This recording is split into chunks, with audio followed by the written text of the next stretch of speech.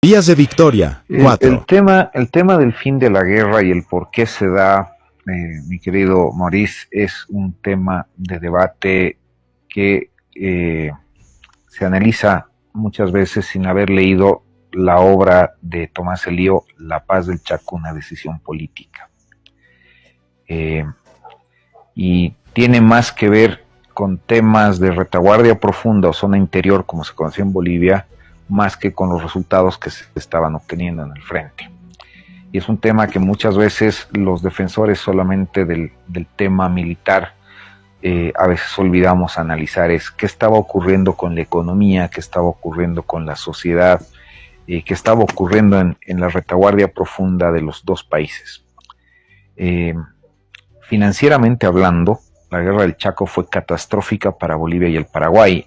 Bolivia era un país que dependía mucho de las exportaciones de minerales, que se encontraba en crisis desde el año 1929, tenía muchos problemas para obtener recursos financieros para hacer el sostenimiento de la guerra, se hicieron esfuerzos titánicos para mantener la guerra. La última compra de armas a Checoslovaquia fines del año 1934 fue el último gran esfuerzo financiero hecho por el gobierno boliviano para el esfuerzo de guerra.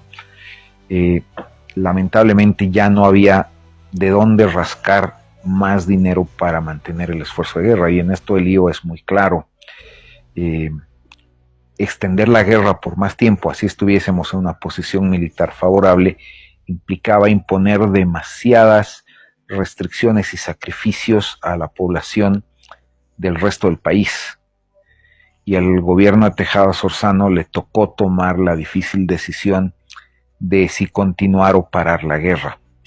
Y en ese sentido se optó por pararla para evitar una catástrofe económica en las ciudades del interior de Bolivia. El Paraguay, por su parte, ya estaba sufriendo esa catástrofe económica, las restricciones, la escasez de dinero, la escasez de productos, y ellos también optan por la paz ante un escenario que para ellos era más inmediato que para nosotros, pero que ya era evidente para los dos. La guerra, en caso de extenderse, hubiese tenido resultados terribles para la calidad de vida de las poblaciones civiles alejadas del frente de batalla, en la retaguardia profunda, y eso fue lo que nos llevó a la paz. No fueron los resultados militares en el frente, para Bolivia se habían vuelto bastante positivos, sino los problemas que se avisoraban a nivel social y económico más allá del teatro de operaciones. Y eso es un tema que todavía en Bolivia es una asignación pendiente, no se ha estudiado en profundidad.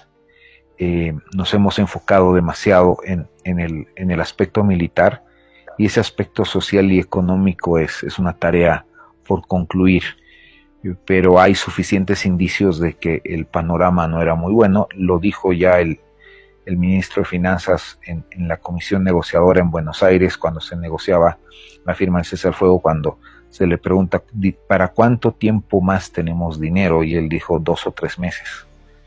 Esa era la perspectiva financiera boliviana para continuar la guerra. En el Paraguay probablemente era 1 mes o menos, y esa era la realidad. O sea, financieramente hablando no podíamos extender la guerra más. No teníamos cómo prever que a los 2 o 3 meses de firmado el cese al fuego, la situación internacional iba a cambiar radicalmente y se iba a volver favorable a Bolivia.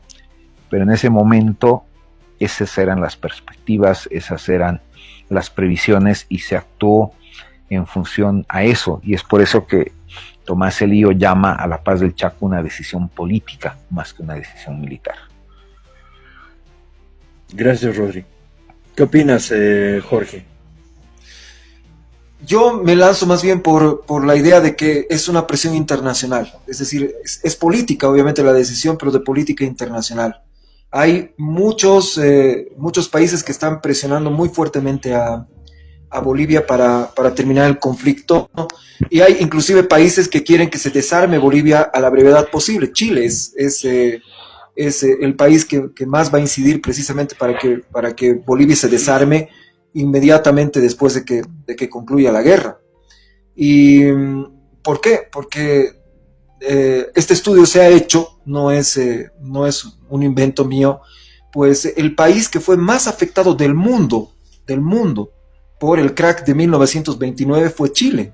Chile fue el país que más fue afectado por el crack de la bolsa de Nueva York de Nueva York de 1929. Un poco antes de que comience la guerra del Chaco, tienen un golpe de Estado dentro de Chile. Entonces, la situación del Estado chileno era tremendamente delicada. Y pues estamos un poco acostumbrados, ¿no?, a ver este Chile que existe actualmente, o de repente el Chile de los años 90 del siglo XX o de la primera década del siglo XXI. Ahorita ya Chile es sustancialmente más débil que en ese momento, pero estamos acostumbrados a ver a ese Chile, ¿no? Pero, y a no interpretarlo como un país que está económicamente por debajo de Bolivia, que era lo que sucedía precisamente en el momento en el que comienza la guerra del Chaco. Ahí hay un enorme interés para poder detener la guerra. Ni se hable de Argentina. Argentina, y esto obviamente hay que mencionarlo cada vez que se pueda, pues fue un aliado del Paraguay durante toda la guerra. Argentina fue un aliado del Paraguay durante toda la guerra y sus intereses ya estaban comenzando a ser vulnerados. Los productores del norte argentino ya le estaban vendiendo al gobierno boliviano, sobre todo productos del agro, y contra las indicaciones de su propio gobierno. Entonces ya tenían un resquebrajamiento del frente interno muy importante los argentinos por culpa de la guerra del Chaco. Y estaba directamente ligado con su apoyo al Paraguay, que iba en contra de los intereses de los productores del agro de todo el norte argentino, que se vieron muy afectados precisamente por esa posición del gobierno argentino. Entonces hay muchos intereses que se están manejando acá, y por supuesto también está el tema económico. Yo voy a discrepar en parte de lo que ha dicho Rodrigo acerca de la situación económica. En efecto, hay varios políticos que manifiestan que la situación de Bolivia es muy mala. En realidad, la situación económica de los países cuando están en guerra nunca es buena. Si ustedes se fijan en Inglaterra durante la Segunda Guerra Mundial, no hay un solo momento en que uno pueda decir, ahora sí están bien económicamente los ingleses, ¿no? Y sin embargo, pues terminan ganando la Segunda Guerra Mundial. Es lo que sucede, es lo natural dentro de un escenario de guerra, que tu economía esté al borde del colapso. Eso es lo normal, lo que debe suceder, excepto por las guerras que son de carácter colonial. Esas tienen una característica diferente y se pelean lejos, no afectan al Heartland, no afectan a los intereses más íntimos de cada estado.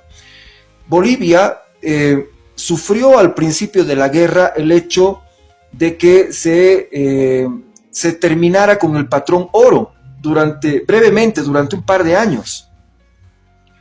Y eso afectó precisamente las compras. ¿En qué afectaba? Afectaba a las libras esterlinas que tenía Bolivia, que se constituían en aquella época en las reservas internacionales del país, el equivalente actual de las reservas internacionales. Para 1934 ya se había restaurado nuevamente el patrón oro. Se quitó el patrón oro en el mundo entero precisamente para poder frenar el descalabro que sucedió después del crack de 1929. Para 1934 se reactiva el patrón oro y Bolivia tenía sus reservas internacionales intactas. Bolivia durante toda la guerra no gastó una sola libra esterlina de sus reservas internacionales. Entonces sí podía disponer de esos recursos, o inclusive darlos en garantía para poder recibir préstamos. ¿Por qué? Porque se reactivó el patrón oro en aquel momento. Y además las exportaciones de estaño comenzaron nuevamente a crecer. No de una forma espectacular, pero comenzaron a crecer. Es decir, la situación de la exportación del estaño se comenzó a normalizar, que es algo que se puede observar en esta historia económica que ha realizado la Konrad Adenauer y que han publicado hace unos 6 años, me parece, que lo recomiendo mucho. Se puede obtener también por internet. En esta historia económica de la Konrad Adenauer, se muestra cómo las exportaciones de estaño están mejorando ya para 1934, 1935, lo cual obviamente va a redundar en una mejora de la economía boliviana. Por supuesto que hay que honrar los préstamos que se ha hecho el Estado boliviano antes, un poco antes de la Guerra del Chaco. Por supuesto que hay que también sostener las necesidades internas del país. Como digo, pues no hay ningún país que esté en estado de guerra que pueda decir que su situación es completamente buena. Siempre hay problemas que hay que afrontar, y yo creo, sin pensar en extenderlo esto indefinidamente, yo creo que Bolivia tenía la capacidad de poder extender la guerra financieramente, económicamente, ni se hable de militarmente, por las compras de armamento que se había hecho, que ya mencionó Rodrigo, podía extender sin problema la guerra hasta fines de 1935, digamos diciembre, por decir una cosa, diciembre de 1935. Y no estoy seguro, porque eso es un tema obviamente de otro debate, qué situación militar hubiese tenido sobre el teatro de operaciones Bolivia en aquel momento, porque creemos que ir ganando la guerra es ir avanzando, ¿no? Pero no necesariamente. Tú puedes avanzar casi indefinidamente, como lo hizo el Paraguay durante la Guerra del Chaco, o lo hizo el Paraguay durante la Guerra de la Triple Alianza, y al final acabar siendo demolido en el momento que estás en tu máximo avance. O puedes pensar en Hitler en la Segunda Guerra Mundial, ¿no?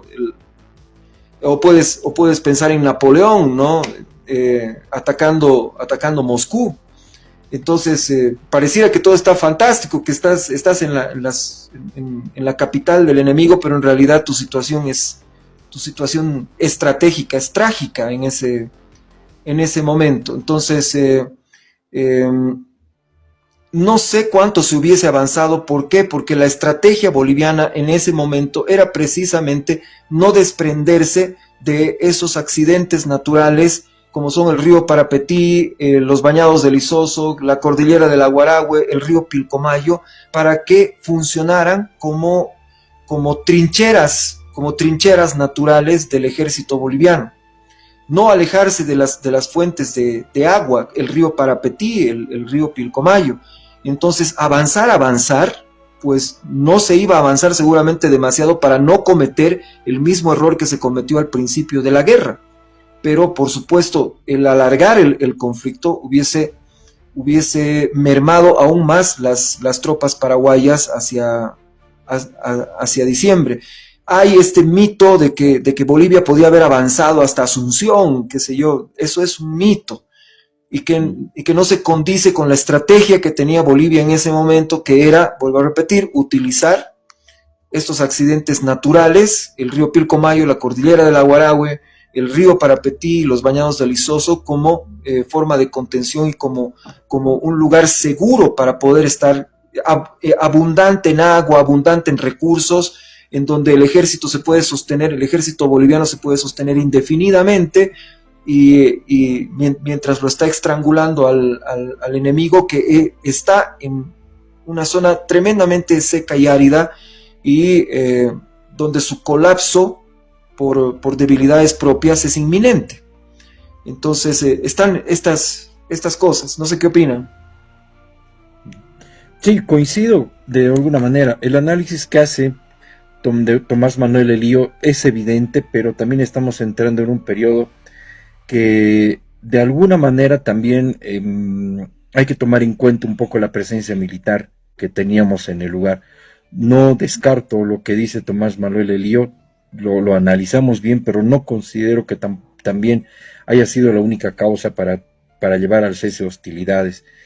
Yo considero que no fue una petición de Bolivia, fue una presión internacional, por supuesto, pero también veamos la situación en la que estaba Paraguay. Estaba en una situación muy crítica, la verdad, en cuanto a recursos, en cuanto a hombres, en cuanto a armamento, y realmente iba a ser muy complicado el continuar la campaña. Tal vez para Bolivia nos hubiera costado, es posible, ¿no? Pero no vamos a entrar en especulación, pero teníamos condiciones para continuar, por lo menos, como dice Jorge, hasta terminar el año de 1935. Y bueno, al final de cuentas se dio y tuvimos que quedarnos en el lugar donde habíamos establecido nuestras posiciones militares, y es lo que tenemos actualmente, ¿no? Es las posiciones que después fue establecido con el tratado que se hizo en 1938 y que permitió justamente consolidar todos estos accidentes naturales por parte de la naturaleza que nosotros conocíamos y entendíamos porque era nuestro entorno. Es lo que Julio Méndez decía, ¿no? Que había que llevar a Chile a nuestro contexto porque aquí sabíamos movernos. Y eso fue lo que pasó con el Paraguay. Salieron de su contexto, entraron al nuestro y realmente no la pasaron muy bien. Entonces creo que esa es una conclusión importante de este tema de la campaña de la guerra del Chaco, el hecho de que nosotros en realidad hemos peleado también en nuestro entorno, un entorno muy, muy complicado, pero al final de cuentas la cordillera, la región nos ha sido favorable justamente a todo este tema, ¿no? No sé qué dicen Jorge, Rodri, para continuar. En términos Dale, Rodri. militares, en términos militares, ciertamente la posición boliviana era bastante favorable.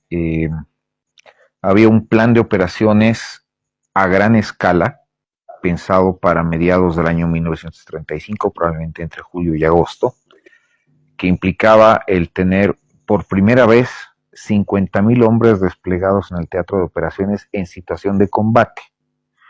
Porque si bien el ejército boliviano pudo haber alcanzado los 50,000 hombres antes, nunca excedió los 35,000 combatientes, extendidos en un frente extensísimo entre el río Pilcomayo y el río Paraguay, las nacientes del río Paraguay. Pero para mediados de 1935 se esperaba tener 50,000 combatientes efectivos sobre el terreno, y había un ambicioso plan de operaciones que consistía básicamente en contener al ejército paraguayo en la región del Parapetí y la cordillera del Aguarahue, y lanzar simultáneamente después 2 ataques, uno con el tercer cuerpo de ejército en dirección sur y otro con el primer cuerpo de ejército en el extremo sur de nuestro frente, para obligar al Paraguay o a rendir a su ejército o a retroceder hasta una línea cercana a la línea que iba desde la China hasta Camacho. Más allá de eso, realmente no se veía factible extender las líneas de abastecimiento bolivianas, porque ya se había tenido la experiencia al principio de la guerra, lo que representaba combatir más al sur, pero ese era el plan militar del momento. 50,000 hombres en el frente y 2 maniobras de ataque en pinza que obligaran al Paraguay o a retroceder o a rendirse. Yo veo más factible el segundo escenario, dado el extenso territorio que tendrían que haber cubierto las 2 pinzas del ejército boliviano en maniobra. Si hubiese, al momento de haberse amagado de quedar rodeado, el ejército paraguayo habría retrocedido, pero el esfuerzo en hombres, en pertrechos que eso representaba, es por lo que probablemente llevó al ministro de Finanzas boliviano a decir que el esfuerzo de guerra nos puede extender por más de 3 meses, y lo que llevó además al coronel Ángel Rodríguez, que era el asesor militar de la Comisión Negociadora en Buenos Aires, a recomendar desde el punto de vista militar la firma de la paz. ¿Esto por qué? Porque Rodríguez desconfiaba profundamente de Toro y Peñaranda y de su capacidad para comandar una operación de esa magnitud. Rodríguez pensaba que iban a meter la pata y la maniobra no se iba a concretar de la forma en la que se había previsto, y que eso iba a representar una enorme sangría para el ejército boliviano. Rodríguez no tuvo empacho en reconocerlo así en una entrevista que hizo en los años 70 al periódico Presencia. Él dijo: yo estaba consciente de los dislates que se planificaban en el Estado Mayor del general Peñaranda, y por eso recomendé el cese de las hostilidades. Había problemas internos a nivel del cuerpo oficiales y jefes del ejército boliviano, que se fueron profundizando a medida que Toro fue creando un cierto grupo de poder y de influencia en torno a Peñaranda, que causó resentimientos en otros jefes y oficiales, y esto podía habernos pesado en contra al momento de llevar a cabo una maniobra de esa envergadura. Y estamos incurriendo ya en futurología para el momento de qué habría pasado, qué podría haber pasado. Hay demasiados factores a considerar, demasiados elementos que podrían poner en riesgo lo que teníamos previsto o planificado, y eso es lo que llevó finalmente a los actores sobre el terreno en ese momento a tomar ciertas decisiones, como fue en su momento aceptar la presión internacional, que la veníamos sufriendo desde mucho antes de la batalla de Villamontes, ¿no? La presión por parte de Argentina y de Chile para cesar la guerra del Chaco no había cesado desde 1933 y habíamos estado resistiéndola con bastante solvencia, a pesar de los malos resultados militares que habíamos venido teniendo. Ha debido haber muchos otros factores que no los estamos considerando, que pesaron en el ánimo del canciller Elío, del coronel Ángel Rodríguez, del coronel Rivera, que era el otro asesor militar, que secundó a Rodríguez en la moción de finalizar con el conflicto. Tal vez no teníamos suficiente información del estado real del Paraguay en ese momento, que es otro elemento que siempre nos jugó en contra. Nuestro servicio de inteligencia tenía notables éxitos en detener los esfuerzos paraguayos en obtener información, en cazar espías y en lograr información sobre los esfuerzos paraguayos en la Argentina y en otros países, pero no teníamos una fuente confiable de datos de lo que estaba pasando en Asunción y en otras ciudades importantes del Paraguay en ese momento, y eso finalmente también fue un factor a considerar.